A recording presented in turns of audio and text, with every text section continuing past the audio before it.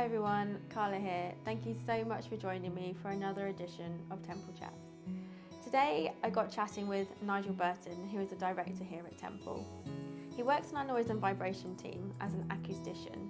We discussed the various projects he's worked on over the years, including some of his favourites, the biggest challenges he's faced, and his hopes for the future of the industry. I hope you enjoy. Hi Nigel, thank you so much for joining me today for another edition of Temple Chats. So do you want to tell me a little bit about what you do at Temple?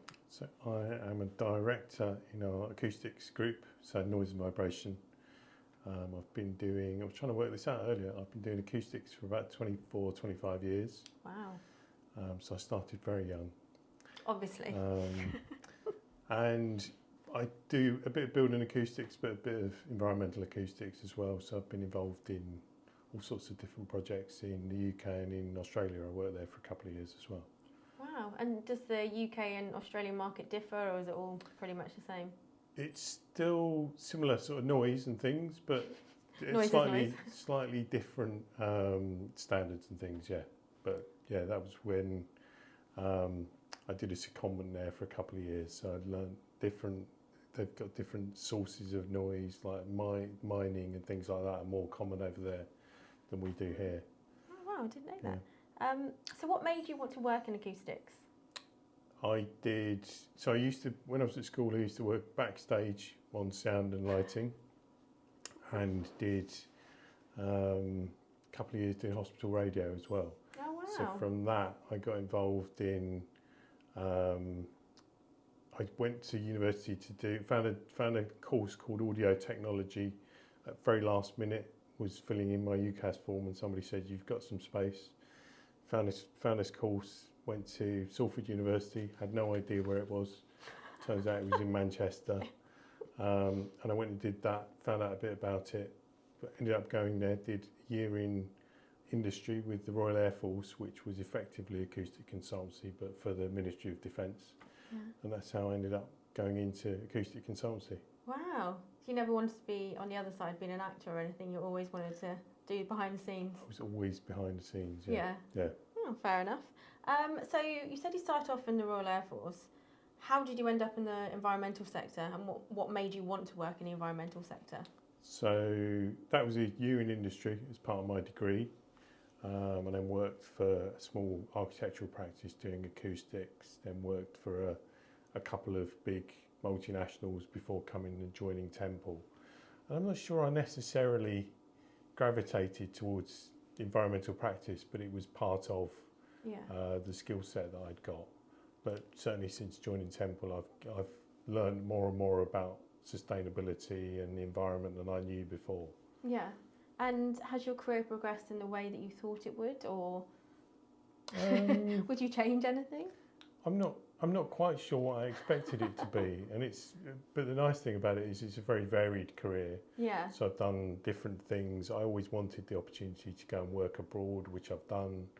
But yeah, things are changing. Legislation changes yearly, so it's interesting seeing how the industry's grown, really.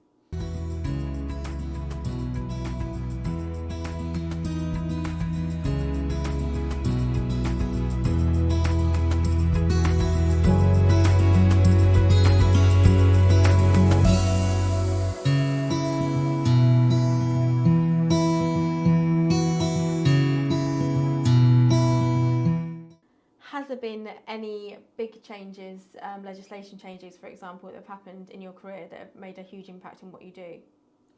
So early in my career, sound insulation between homes, so houses and flats, testing became a requirement of that. So that I think I'm one of very few people who was an accredited tester.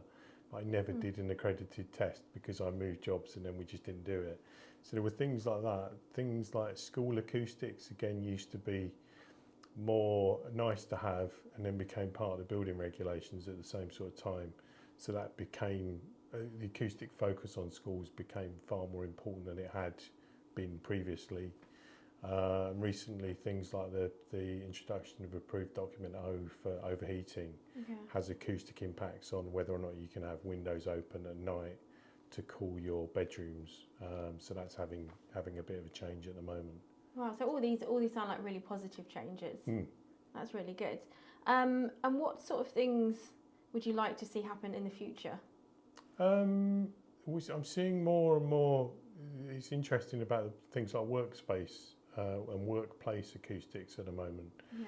So whereas we all used to be in the office all the time and having face-to-face conversations, we're now seeing far more hybrid type work where we're having meetings, like out in our office today, we're sitting next to people who are having meetings with other people remotely. Yeah. So I think the evolution of how offices work is something that's quite interesting at the moment. Yeah, no, that is quite interesting. I quite often find when I'm either on a call, I'm really concerned about the background noise, or if someone else is on a call in the office, that there is that kind of murmur that can unless you've got really good headphones, all these things sort of can impact it. So one other thing, you were saying you're sat next to your colleagues today, quite a lot, in fact I think all of the acoustics teams are men. What advice would you give to any women, or any encouragement you would give to women to sort of get into that acoustics industry? Well, there's a lot of women in the acoustics industry, but we've been looking as an industry at how to get more women and keep more women in the industry. And I think a lot of it goes back to school, and certainly when I was at school, which was a long time ago, there was a push towards science wasn't for girls. So I think that's changing, but it was clear. I mean, when I did my degree, I think we had 100 people, I think, started doing the course, and I would have said 5 or 6 were women. Wow. So if you can't get girls and women involved early on, you're never going to get them coming through the industry. So it needs to go back to sort of school and first principles, and things like the STEM work that people are doing is really positive in that regard. Yeah, no, that's really good. So you were saying that you've been doing this for a few years. Yes. At the course of your career, who's been your biggest influence? Oh, that's a tricky one. See, I've worked with a number of different people, not just acousticians that I've looked up to, but things like architects and things, and learning from different disciplines. So picking up different bits. I still remember one of my anecdotes is around an architect who I sent this really, really comprehensive but complicated email about how I needed acoustic absorption in this space. And I just remember him responding with the one-liner of, "Thanks very much, could you send it back in English?" And it made me realise that a huge amount of what we do isn't the technical part, it's about how to get the technical part across in plain English. So it's a bit of a takeaway. I can understand that. Because quite often I'm there going, "Can you say it in English, please?" Yeah. But in your world, it makes sense. So and I think that's great. The fact that it took someone to go, "Tell me what you mean, please." But no, that's really good. What's been your biggest challenge? Biggest challenge, challenging projects. Could be a project, could be just a general situation. I think. Well, I was just thinking of a challenging project really, and I worked on my first job when I joined a big multinational was St Pancras Chambers. Oh, wow. And it was daunting because I hadn't done that much building acoustics at the time. We couldn't get any information because it was so old. We didn't have any information on how it was structurally built in a lot of cases. So we were going and doing surveys, trying to guess of what sort of performance things would be before they'd been surveyed. I was on that project for probably about 5 or 6 years. Really, really challenging project, but probably my most rewarding project as a result. So doing refurbishment work is I wouldn't say completely different, but is a different nuance to building from scratch, because you've got to be, particularly with that, it was a grade 1 listed building. There were only certain things you could do. So it's recognising that you need to be careful with what you can do within the building and trying to optimise the acoustics. There's always going to be crossovers between what you can and what you can't do, but that I think was a good challenge. But yeah, a few sleepless nights at times. Yeah, I can imagine. Which one do you prefer, building from scratch or refurb? Building from scratch is simpler Yeah. because you know what you're playing with, but refurb can be very rewarding, and there's a big push now to realise that knocking a building down and building a new building, whilst the operational carbon of the new building can be lower, there's huge amounts of carbon wasted by doing rebuilds. So if we can repurpose and refurbish existing buildings, that's far better for the environment. So I think there should be more of that, really. Oh, okay. Sounds good. What's been your favourite project? Probably that St Pancras Chambers. St Pancras one, yeah. It sounds very rewarding, I can understand. Well, what's the best thing about your job? The variety, I think. Yeah, so I've worked on, I remember the first job I was in, I was asking my boss at the time, why are we working on these small projects when we could be working on these big projects? And he explained, well, if I don't let you work on the small projects, you won't understand how they work. Now I've worked on tiny little projects up to, multi-million pound hotel schemes and things like that. So just seeing schools, hospitals, residential, any sorts of buildings that I've worked on the variety is great. Wow, that's really interesting, thank you. So just in case people didn't know, you are a bit of a social media influencer. Yes. You're very influential in the LinkedIn world particularly. So before we recorded this, you did ask some of your followers, connections. Disciples, I prefer. Disciples, whatever you want to call them, for questions. So now I'm going to delve into some of these questions. They are varied, which is great. The first one being, how often do you trim that beard? I very rarely trim the beard. Very rarely. I have Does it require a lot of maintenance?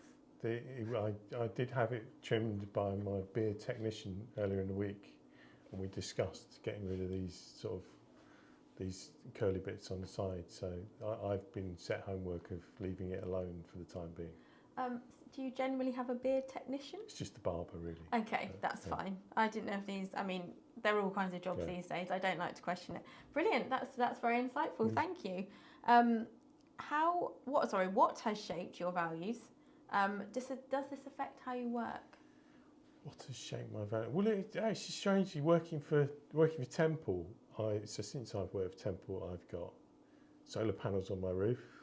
I've changed to a plant-based diet, and I think just working around other environmental practitioners, it's made me a bit more aware of the environment than I would have been otherwise. Yeah. So I guess some of that, I'm trying to become as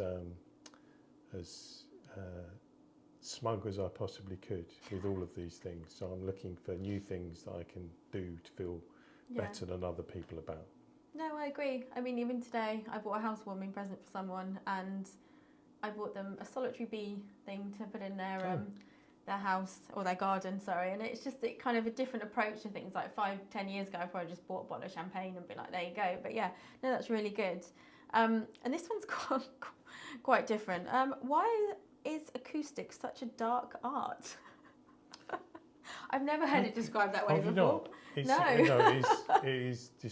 quite commonly described as the dark art. Oh, okay. Wow, I'm learning so much today. Black magic, and I don't really understand it because we've all got, most of us have got operating ears. Yeah. So sometimes it's strange for me to try and explain what I think would be obvious to other people, but it's not. It's still a relatively young science in comparison to some of the other practices of engineering. Yeah. So, and it's not quite, I suppose it doesn't, I can specify a wall, but if it's not built perfectly or there's gaps around it, then it won't perform in the way that you expect it to. So there's a lot of devil in the detail of acoustics, which there might not be with some other disciplines. But yeah, people are always fascinated by how confusing it is, and it's not that confusing really. Do you reckon though that's helped you, the fact that you don't find it confusing, Because obviously, if you gave me some of the data that you analyse, I would be like, well, that is confusing. Obviously, other people do. Do you reckon you have to have a certain type of brain to, obviously you say like, oh, it's different to other engineering. Obviously, engineers have a certain type of brain that makes them be able to do what they do. But do you think an acoustician has to have a separate type of brain as well? I don't think so. I mean, it's all Really? we all need brains. Well, obviously no, but like, you know, the way you look at something, the way that I would look at something would be completely different. You show me some of your stuff and all I see is the pretty colours, as opposed to you probably see all this data and wonderful things. But some of it is about feel, and I remember being at one point in my career where I couldn't see. So when I first went into building acoustics, a decision I made today, I wouldn't know the answer to until 2.5 years after when it was built. Yeah. Which used to make my brain go crazy. Of I don't know that I've done the right job until. And a colleague of mine said to me, "You're just gonna have to sit with it. You're just gonna have to sit with it until you see how it." And getting that feedback loop of when you can see things have worked out. So if we can get in to do commissioning testing, so we can then see, well, did we under-specify it so it's not worked? Did we over-specify it? Getting all that feedback then gives me an idea of. I'll have a gut feel for this will work, that won't work, which some of our grads won't have because they haven't been through that process. So yeah, it's just kind of learning as you go, really. That's really good, and does actually lead very nicely on to the next question, which is, what advice would you give to gain as much work experience as possible? So I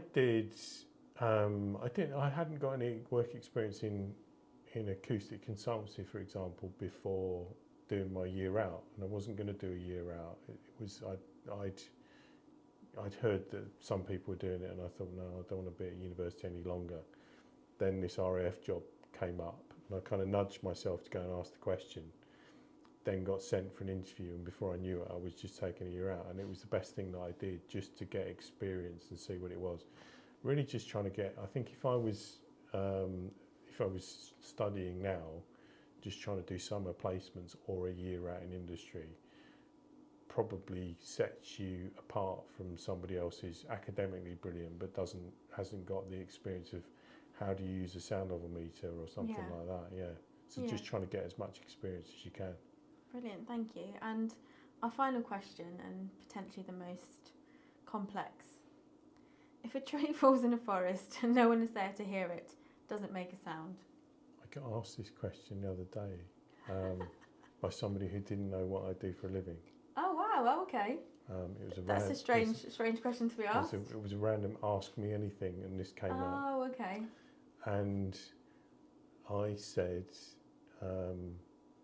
because we can set up noise measurement equipment or sound recording equipment. Of course. I know that I could set that up, and I was trying to work out, have I ever measured the sound of a tree falling? And I don't think I have.